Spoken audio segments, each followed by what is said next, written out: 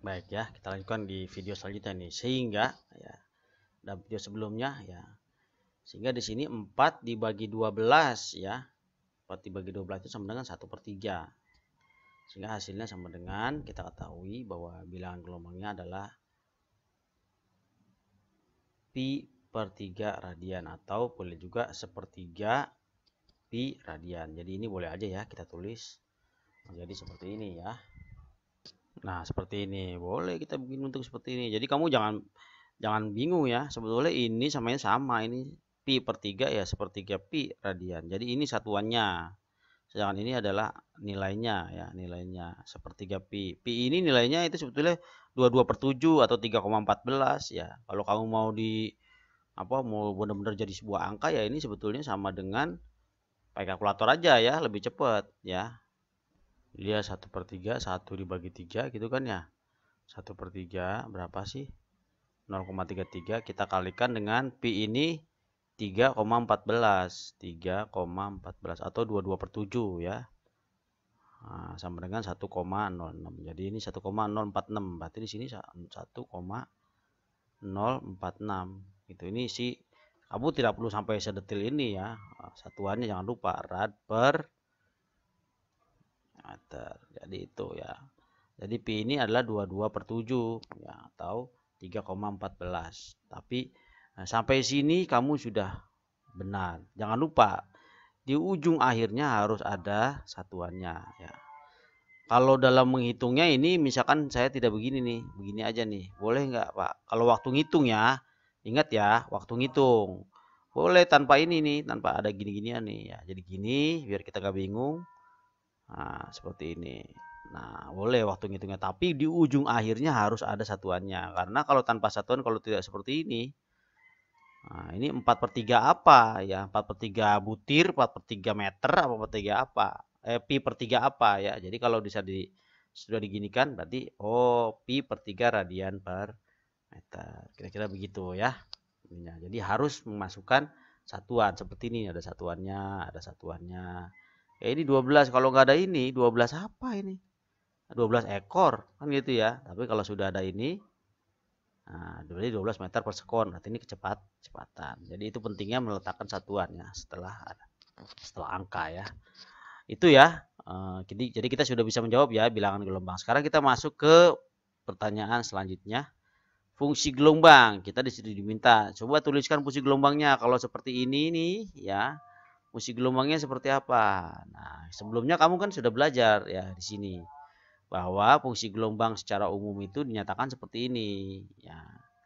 Di mana posisi P itu adalah sebetulnya adalah koordinat antara X dengan T. T-nya waktu, X-nya jarak dari sini ke sini. Waktu itu waktunya berapa lama dia nyampe ke sini ya di P ini ya. Kira-kira begitu ya posisi P itu ya.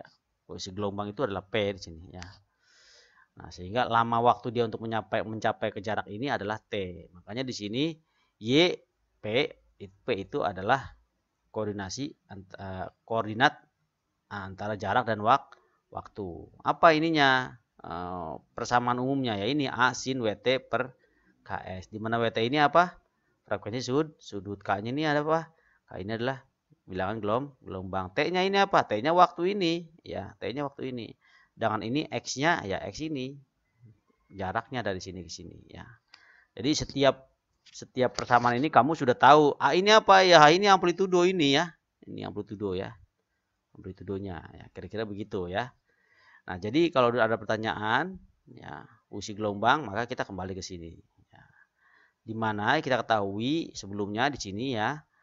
Sini ya kita ketahui A segala macam di sini kita ketahui A-nya adalah 0,5 meter karena ini ada A ya. Frekuensi ini frekuensi betul nggak perlu ya. Nggak perlu frekuensi ya, saya nggak sebutkan. W-nya kita sudah hitung tadi ya, W-nya berapa itu 4 pi ya. W-nya dan K-nya kita sudah hitung sepertiga pi ya.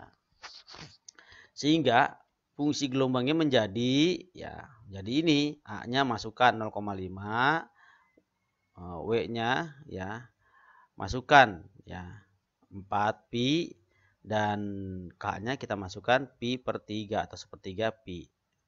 Ya, seperti ini. Jadi inilah bentuk fungsi gelombangnya ini ya. Fungsi gelombang untuk si Widya ini ya, gelombang yang terjadi karena si Widya menggoyang-goyangkan tali plastik tuh ya. Nah, terus di pertanyaan C itu kamu bisa jawab kalau tanya, kalau pertanyaan C itu saya tidak bahas ya biar lebih cepat ini ya videonya ya. Saya langsung ke D aja karena kalau C itu pasti bisa jawab, kalau yang D-nya kamu sudah jawab ya. Tapi kita bahas nanti C sedikit ya. Nah, fungsi gelombang yang berjarak 3 meter ya, maksudnya nih kalau di sini ya, saya saja. Nah, ini si Widya ini lagi goyang-goyang nih dari sini ke sini 3 meter ya, dari sini fungsi saat dia 3 meter ya. Itu apa itu fungsi gelombang itu seperti apa? Nah, ini pertanyaannya ini ya, fungsi gelombang dari titik yang berjarak 3 meter itu pertanyaannya. Artinya X-nya, dalam hal ini X-nya ya. X-nya ini dari sini 3 meter ya. Kalau dalam misalkan kita ambil ke sininya, berarti di sini ya, X ini 3 meter gitu ya. Berkaitan dengan teori ya dan soalnya ya. Dari ujung tali dipegang Widya, X berarti 3. Sehingga Y kan X ini X ya, 3. Ini koma ya. Koordinat X 3 T, sehingga 0,5 sinus pi per 3. Ini dari sini kan? Ya, persamaan ini ya. Persamaan ini ya. Dimasukkan aja. Ini X-nya jadi 3. Nah, X-nya ada di mana tadi? Ini kan? X ini. Berarti ini 3. Ya, sehingga 0,5 sinus 4 pi dikurangi pi. Sehingga tinggal 0,5 sin 3 pi.